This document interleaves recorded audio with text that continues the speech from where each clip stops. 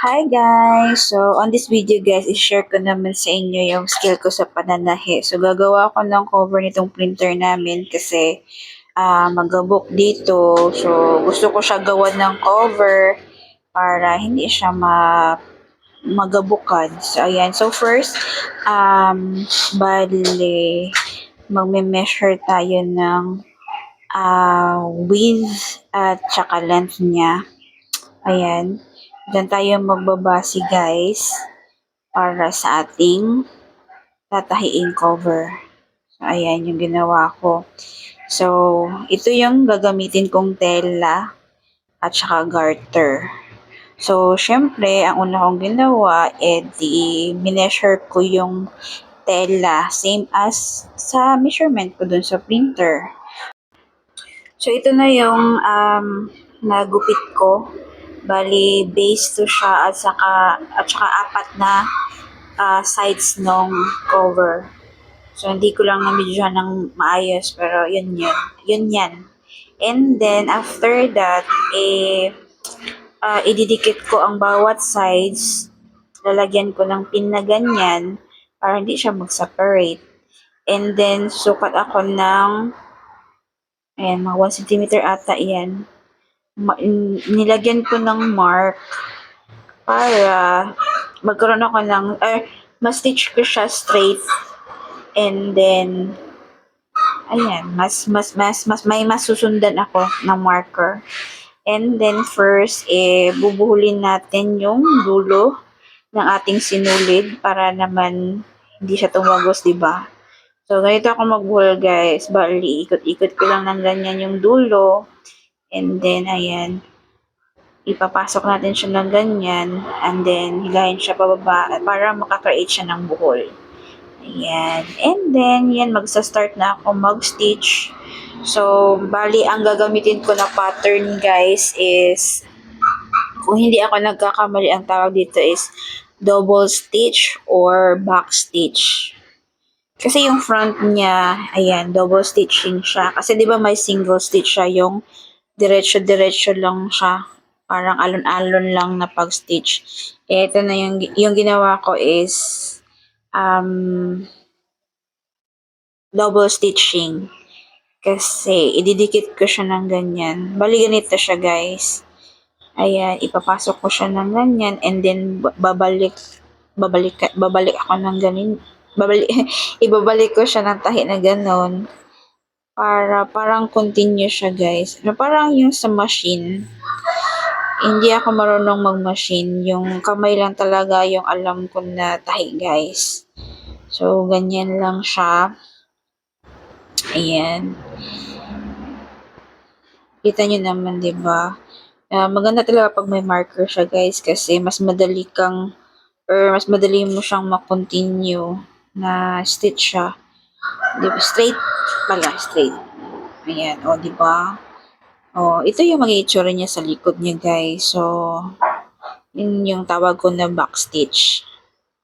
Ayan, o, di ba? Parang lang din akong gumamit ng machine. Di man siya perfect, pero at least, di ba, kung makikita nyo, maganda rin naman ang result nito, guys. Tingnan nyo lang hanggang sa dulo, di ba? Makita nyo. O, kung nandito kayo, sana lubis-lubisin nyo na. Salamat by the way kung andito kayo, guys. So, yan nga. Dito naman na part, yung hindi ko siya sinagad kasi idudugtong di ba natin yung bawat sides niya. So, hindi ko siya sinagad ng ganyan. Ayan, hindi ko lang na-videohan ng maayos. Hindi ko kasi makita yung camera. Pero ayan, tingnan nyo. Ayan, meron akong tinirang mga 1 centimeter ata yan siya. Ayan, para sa sidings niya, guys. Para madugtong natin siya ng ganito. Ayan. So, nilagyan ko rin siya ng marker para may masundan ako.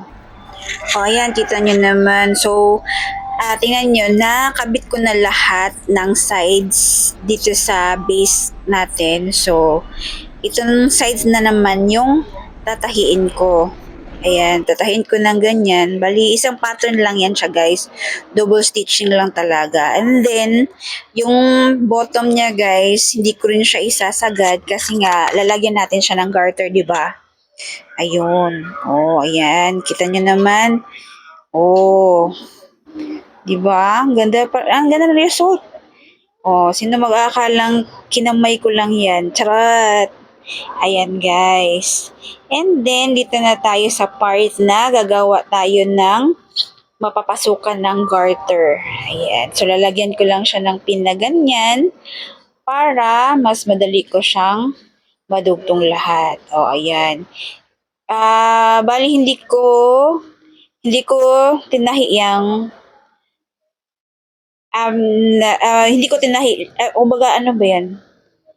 Kung hindi ko siya, mayroon akong part na hindi tinahi guys kasi doon natin ipapasok ang garter. Ayan, dito na part. Kumbaga ito na yung pinakadulo guys. Pinas forward ko lang yan siya. Patapos na yan siya. Ayan. So, tada! Ayan na. Bali, ang kulang na lang natin ay garter and final na siya guys. So, ayan, kailangan natin ng perdible at saka yan yung gagamitin natin. Gagamitin na perdible para mapasok natin. Madali nating mapasok yung garter. Yan, pinasok ko lang yung garter ng ganyan. O, diba? Parang mga veterans move sa mga mananahi dyan. O, diba? Ayan. Fast forward lang natin guys para madali tayong matapos. Charot. Ayan. And then, after that, syempre, dudug ko lang yung mga garter na ganyan. Syempre, naayusin ko lang siya. Yeah, ayusin ko lang siya ng ganyan para final na siya at magamit na natin. Oh, ayan. Galing, di ba? Kailangan mo lang ng wild imagination, guys, para makakreate ka ng something. Ayan.